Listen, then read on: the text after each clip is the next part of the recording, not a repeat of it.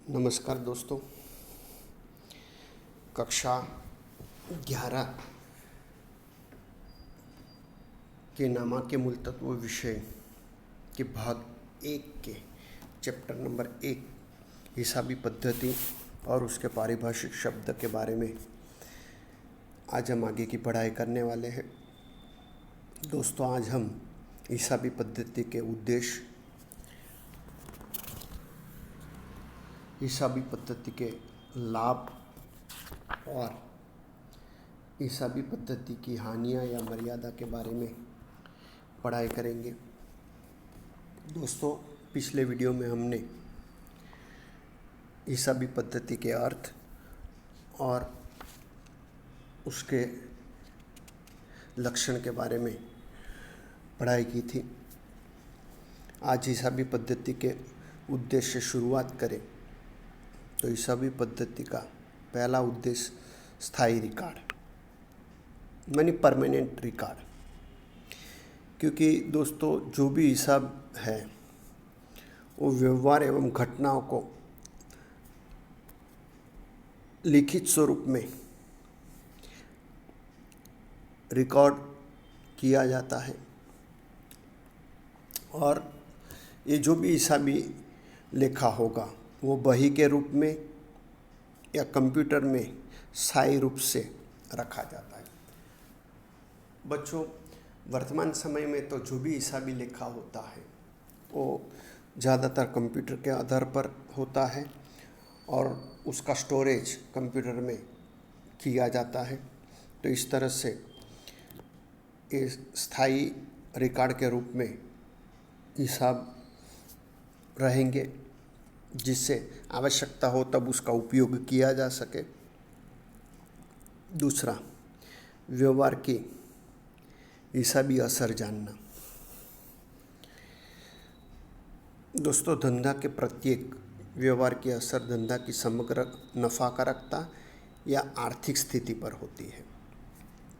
अब जो भी धंधे के व्यवहार है वो धंधे के लाभ या नफाकारकता और धंधे की आर्थिक स्थिति पर असर करता है। तो इस स्थिति में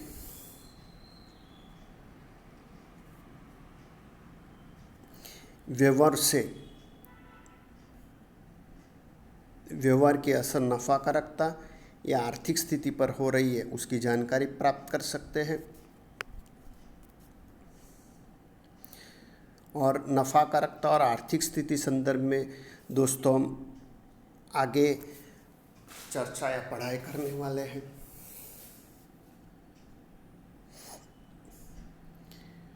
तीसरा, प्रभावशाली तथ्य को जानना। धंधे के लाभ या नुकसान को प्रभावित करने वाले परिबल तथा धंधा की आर्थिक स्थिति को प्रभावित करते तथ्य संबंधी जानकारी हिसाब तैयार करने से मिल सकती है। हिसाब तैयार करने का यह उद्देश्य महत्वपूर्ण भूमिका अदा करता है। दोस्तों, किसी भी धंधे का उद्देश्य लाभ प्राप्त करना होता है और इस धंधे के कारण धंधे की जो स्थिति है वो बेहतर हो, उस उद्देश्य धंधा किया जाता है। तो इन दोनों बातों को कौन से व्यवहार प्रभावित कर रहे हैं उसकी जानकारी के लिए हमें हिसाब उपयोगी है। चौथा, कर दायित्व निर्धारित करना। सामान्य रूप से कर भरने का दायित्व तैयार किए गए हिसाब के आधार पर निश्चित होता है। मानी हमें जो भी कर भरना है दोस्तों, वो कर जो है वो हमारे हिसाब के आधार पर तय होंगे।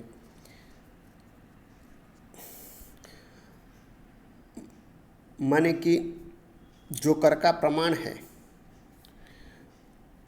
वो भरने वाले की आय के आधार पर निश्चित होता है और आय निश्चित करने के लिए धंधे की आय निश्चित करने के लिए हिसाब तैयार करना आवश्यक है, क्योंकि हिसाब तैयार किए जाए तो ही आय के बारे में पता चलने वाला है। इसलिए कर का दायित्व निर्धारित करने के लिए हिसाबी पद्धति उपयोगी है। पांचवा, देवा का प्रमाण या देयता का प्रमाण जानने के लिए। दोस्तों, धंधे में जो भी व्यवहार होते हैं वो रोकड़ के अलावा उधार माने बिन रोकड़ के व्यवहार भी होते हैं। जैसे कि हमने कच्चे माल की खरीदारी की है उधार रूप में, माने माल की खरीदारी कर ली लेकिन पैसा भविष्य में चुकाएंगे, तो इस स्थिति में जब तक भुगतान न किया जाए तब तक यह देवा के रूप में गिना जाएगा। तो ऐसी स्थिति में वर्ष के अंत में धंधा जो भी है उसका देवा कितना है उसकी जानकारी के लिए हिसाब उपयोगी है।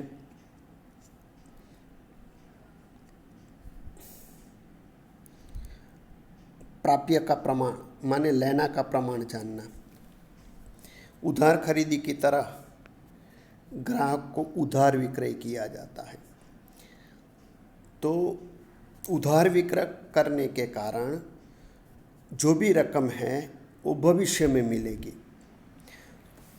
जब तक विक्रय की रकम प्राप्त न हो तब तक बही में यह प्राप्य या ले के या लेना के रूप में वो कीमत दर्शाई जाएगी। तो धंधे का लेना कितना है वो तय करने के लिए भी हमें हिसाबी पद्धति आवश्यक है।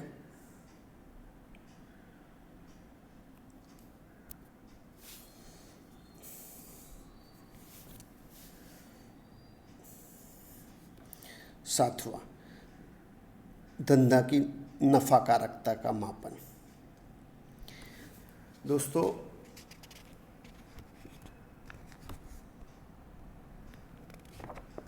धंधे का उद्देश्य नफा का होता है या लाभ का होता है, तो इस उद्देश्य संबंधित निश्चित समयावधि दौरान कितना लाभ कमाया या नुकसान हुआ उसका मापन हिसाबी पद्धति से प्राप्त होता है। माने जो भी हिसाब लिखे गए उसमें आवक और जावक की तुलना या उपज या खर्च की तुलना के आधार पर नफ़ा या हानि की गणना की जा सकती है। इस तरह से भी धंधे की नफाकारकता के मापन के लिए हिसाबी पद्धति का उद्देश्य है। आठवां, आर्थिक स्थिति।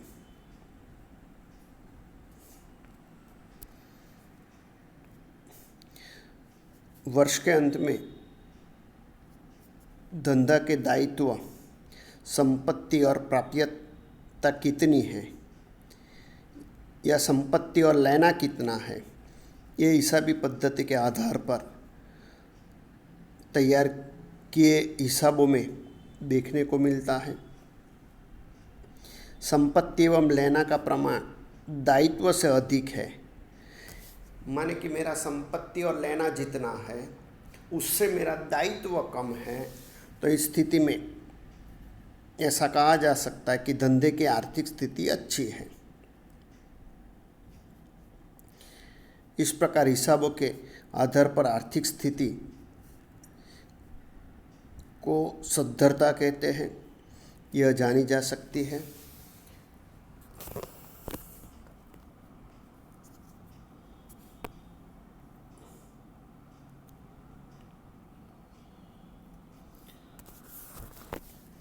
नौवां, भूल या छल कपट खोजना एवं रोकना। मौद्रिक भूल अथवा छल कपट संबंधी जानकारी तैयार किए गए हिसाब की जांच के आधार पर प्राप्त की जा सकती है। मौद्रिक भूल या जो भी छल कपट हुई वो हिसाब की जांच करे तो खोजी जा सकती है, और ऐसी कोई अनिच्छनीय घटना को रोकने में हिसाबी पद्धति सहायक है। माने परोक्ष रूप से हिसाबी पद्धति उस पर अंकुश रख सकती है। दोस्तों, हिसाबी पद्धति का उपयोग ऊपर बताए हेतु के लिए किया जाता है। हिसाबी पद्धति के अस्तित्व और उपयोग के कारण बहुत से लाभ होते हैं। तो आगे हम हिसाबी पद्धति के लाभ के बारे में चर्चा करेंगे। हिसाबी पद्धति जो भी है वो एक सामाजिक विज्ञान है जो समाज के लाभ के उद्देश्य से, समाज को सहयोग हो उस उद्देश्य से इसका विकास हुआ है, और इस विज्ञान का समग्र विश्व में उपयोग किया जाता है। उनकी उपयोगिता ही इसके लाभ दर्शाते हैं जो निम्नानुसार। माने हिसाबी पद्धति के लाभ या हिसाबी पद्धति की उपयोगिता दोनों एक ही बातें हैं। तो उसमें सबसे पहले हिसाबी जानकारी की प्राप्ति। दोस्तों, हमने उद्देश्य में भी पढ़ा कि धंधा के मालिक द्वारा हिसाबी जानकारी तैयार की जाती है, और जो भी हिसाबी जानकारी तैयार की गई वो बही में या कंप्यूटर में स्थायी रिकॉर्ड के रूप में रहती है। इस कारण से मालिक जब ज़रूरत हो तब उसका उपयोग कर सकता है। जैसे कि मालिक को बैंक से लोन लेनी है, तो बैंक जो लोन देने वाली है वो मालिक के हिसाबों के आधार पर देने वाली है, उसकी आय के आधार पर। और आय की जानकारी के लिए बैंक को हिसाब उपयोगी है। इस तरह हिसाबी जानकारी हिसाबी तैयार किए हो तो बैंक को दिखाई जा सकती है। इस तरह से हिसाबी जानकारी की प्राप्ति के लिए हिसाबी पद्धति उपयोगी है। दूसरा, नफ़ाकारकता जान। दोस्तों, जो भी धंधा है उसकी नफ़ाकारकता कितनी है वो तय करने के लिए हिसाबी पद्धति आवश्यक है। माने कितना लाभ हुआ या कितनी हानि हुई, इस जानकारी के लिए हिसाबी पद्धति आवश्यक है। उसके द्वारा ही वो जानकारी प्राप्त हो सकती है। और ये लाभ या हानि कितनी है उसको जानने के लिए लाभ हानि खाता तैयार किया जाता है, और लाभ हानि खाते पर से लाभ या हानि की जानकारी प्राप्त होती है।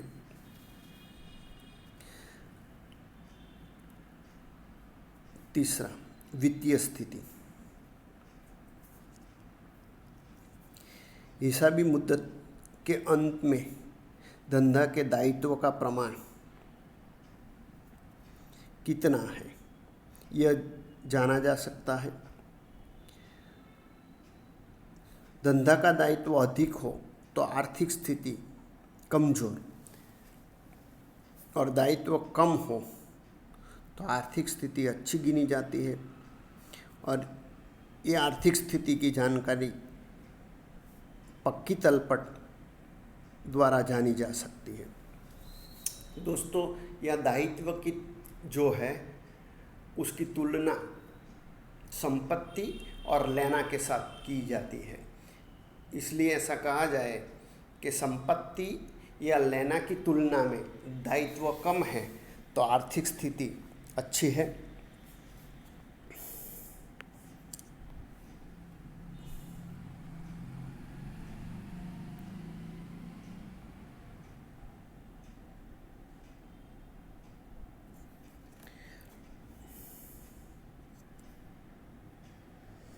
चौथा, कर आयोजन। प्रत्येक धंधा की इकाई द्वारा की गई कमाई पर अलग अलग रूप से संबंधित कर का भुगतान करना होता है। मानी जो भी कमाई की गई है उस पर कर भुगतान आवश्यक है। तो एक कर भुगतान के लिए कर का प्रमाण धंधा के व्यवहार के आधार पर निश्चित होता है। तो इसके लिए हिसाब आवश्यक हो जाएंगे। व्यवहारों के प्रमाण को ध्यान में रखकर उस समय में कितना कर भरना पड़ेगा, यह बात हिसाबों के आधार पर जानी जा सकती है। इस जानकारी के आधार पर वर्ष दौरान चुकाने योग्य कर संबंधी आयोजन किया जा सकता है। माने कर संबंधित आयोजन के लिए अलग अलग रूप से कितना कर भरना होगा, उसके लिए हिसाबी पद्धति आवश्यक है या उपयोगी है। पांचवा,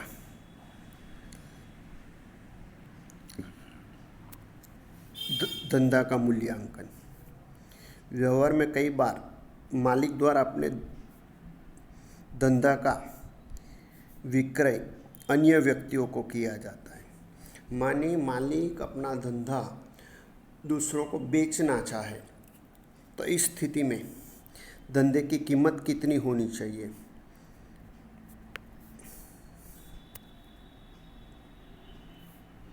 इस बिक्री कीमत का निर्धारण करने में हिसाबी पद्धति मददरूप है, सहायक है।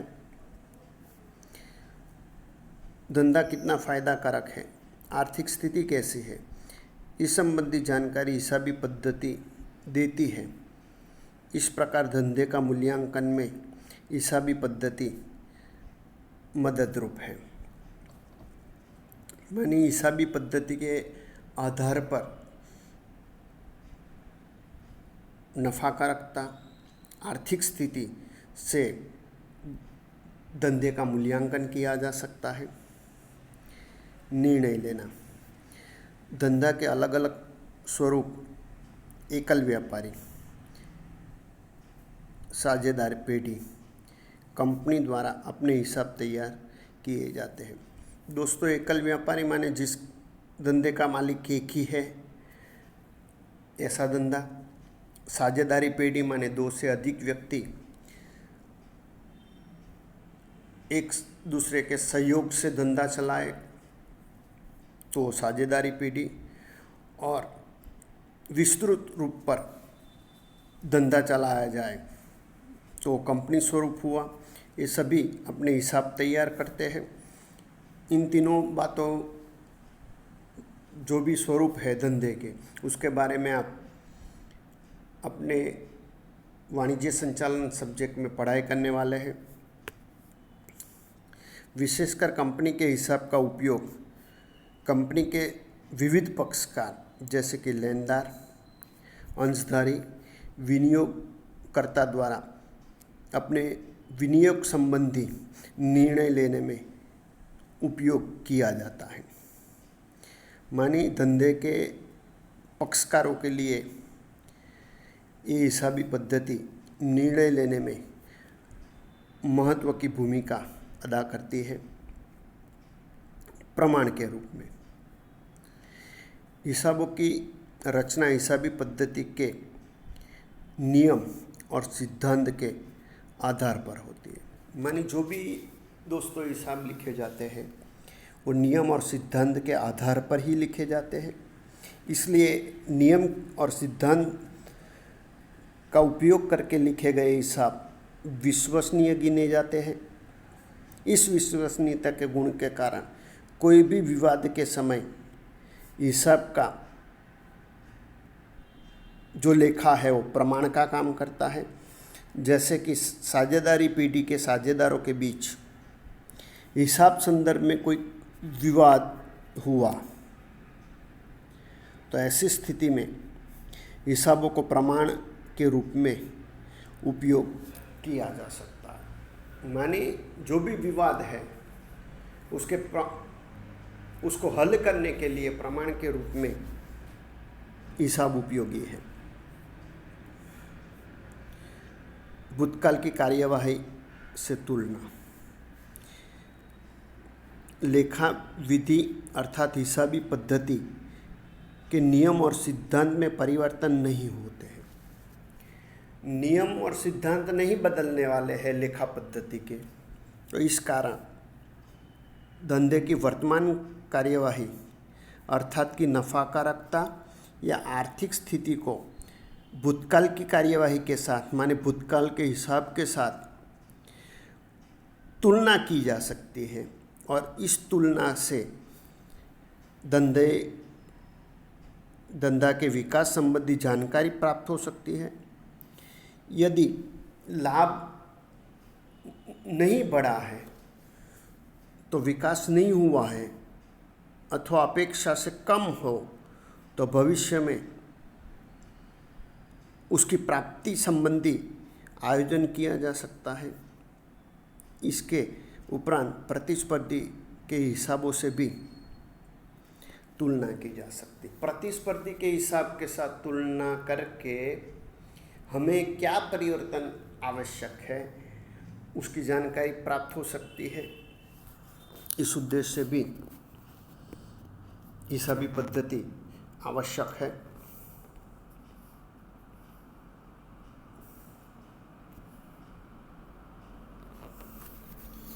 नौवां,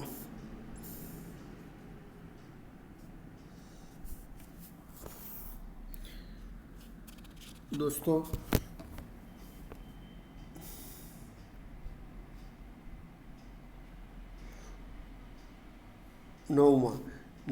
नैतिक नियंत्रण।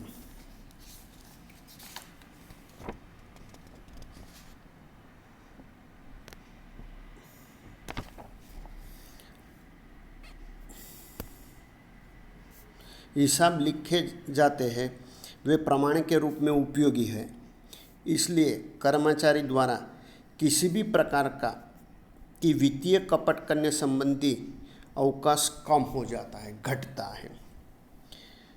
हिसाबी पद्धति भी कर्मचारियों पर नैतिक नियंत्रण रखने में सहायक है। माने हिसाब तैयार करने के कारण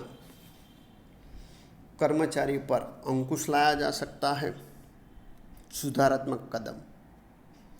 व्यवहार में कई बार धंधा के मालिक या संचालक द्वारा भूतकाल में लिए गए निर्णय के कारण नुकसान हुआ हो तो ऐसी स्थिति में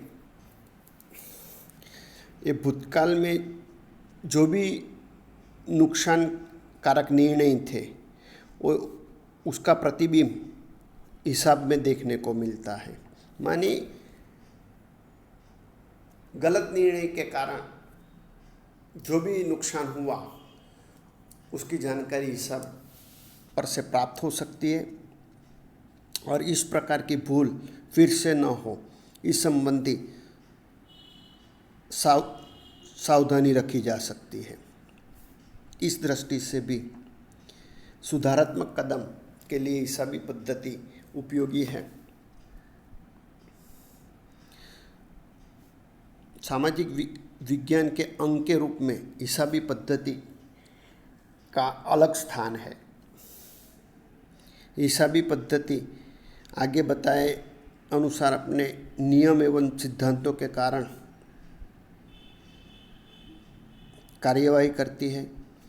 समाज में होते परिवर्तन के कारण अथवा नियम या सिद्धांत द्वारा निर्धारित गुणों के कारण इस प्रकार की मर्यादाएं का सर्जन होता है। माने हिसाबी पद्धति उपयोगी है लेकिन उसकी कुछ सीमाएं भी है। तो हिसाबी पद्धति की हानि या मर्यादाएं कौन सी है उसके बारे में अब हम आगे देखेंगे।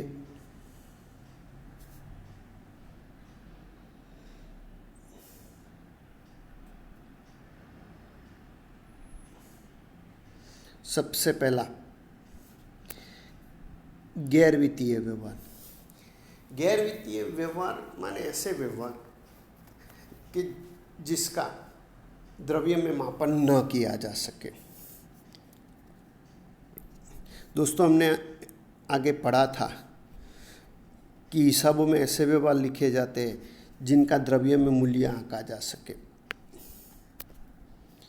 जैसे कि माल की खरीदारी, बिक्री, संपत्ति का क्रय विक्रय आदि। लेकिन जैसे कि धंधे में काम करने वाले कर्मचारी की प्रामाणिकता, वफादारी, निष्ठा जैसे गुण जो धंधे के विकास को प्रभावित करते हैं और उसके कारण धंधे की नफाकारकता प्रभावित होती है, इन बातों को द्रव्य में नहीं नापा जा सकता, इसलिए उसका हिसाबों में समावेश नहीं किया जाता है। मानिए एक मर्यादा है। धंधे के लिए ये बातें प्रभावित करने वाली है, फिर भी उसका द्रव्य मापन नहीं होने के कारण हिसाबों में उसे समाविष्ट नहीं किया जाता है। दूसरा, द्रव्य का स्थिर मूल्य। हिसाबी पद्धति की धारणा है कि द्रव्य का मूल्य स्थिर है, माने द्रव्य का मूल्य बदलता नहीं है।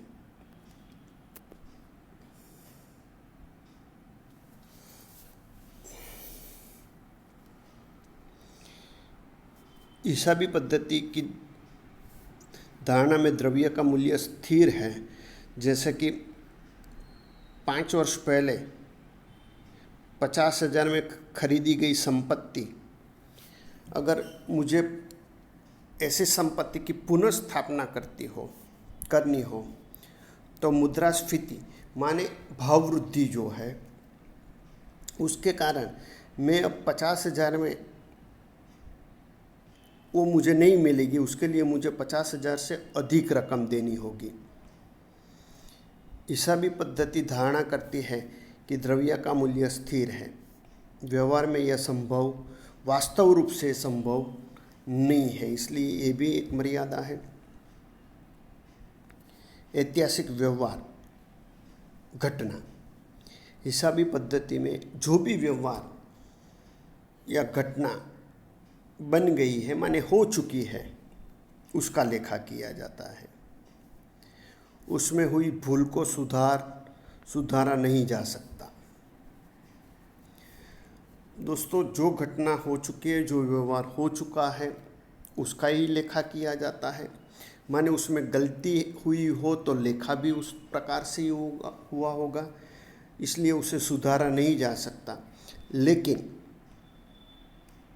इन बातों का उपयोग भविष्य में लिए जाने वाले निर्णय में उपयोगी होता है, सहायक होता है। माने जो भूल हुई है वो भविष्य में न हो, उसकी जानकारी के लिए ऐतिहासिक व्यवहार उपयोगी है। बाजार कीमत की अवगणना। धंधा की संपत्ति की कीमत में बार बार परिवर्तन होते हैं, मानी धंधे की जो संपत्ति है उसकी बाजार कीमत बदलती रहती है। लेकिन ये जो कीमत परिवर्तन होता है, बाजार कीमत परिवर्तन, उसकी अवगणना करके केवल वास्तविक लागत का ही लेखा किया जाता है। माने वास्तविक रूप से जितने में संपत्ति प्राप्त की होगी उस कीमत से ही उसका लेखा होता है। उसकी बदली हुई बाजार कीमत जो है उसे ध्यान में नहीं लिया जाता है। अनुमान का उपयोग। हिसाबी पद्धति में संभवित ऋण अनामत यानी डूबत ऋण अनामत जैसी बाबतों की अनुमानित गणना की जाती है, अंदाज से गणना।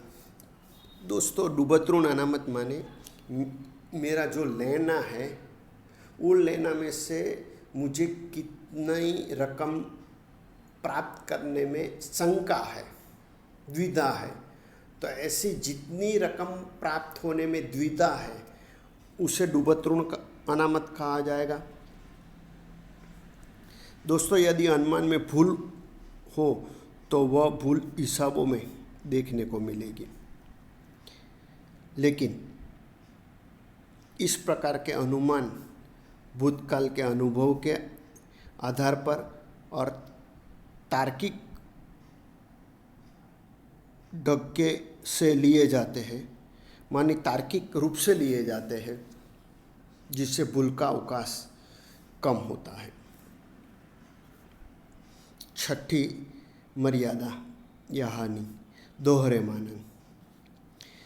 हिसाबों में दो महत्वपूर्ण अंग लाभानी खाता और आर्थिक चिट्ठा है, जिसे पक्की तलपट भी कहा जाता है। तो ये दोनों में जो भी लेखा होता है उसमें दोहरे मानांक है। जैसे कि जब लाभानी खाता तैयार किया जाता है, जिसे आवक का पत्रक भी कहते हैं, वो तैयार करते वक्त दोस्तों चालू कीमत, लाभानी खाते में चालू कीमत ध्यान में ली जाती है, जबकि आर्थिक चिट्ठा माने कि पक्की तलपट तैयार करते वक्त पुरानी कीमत माना कि ऐतिहासिक कीमत ध्यान में ली जाती है। तो लाभानी खाते में चालू कीमत और आर्थिक चिट्ठा में ऐतिहासिक कीमत ध्यान में ली जाती है। इस प्रकार की विसंगतता देखने को मिलती है, जो दोहरा मानांक है।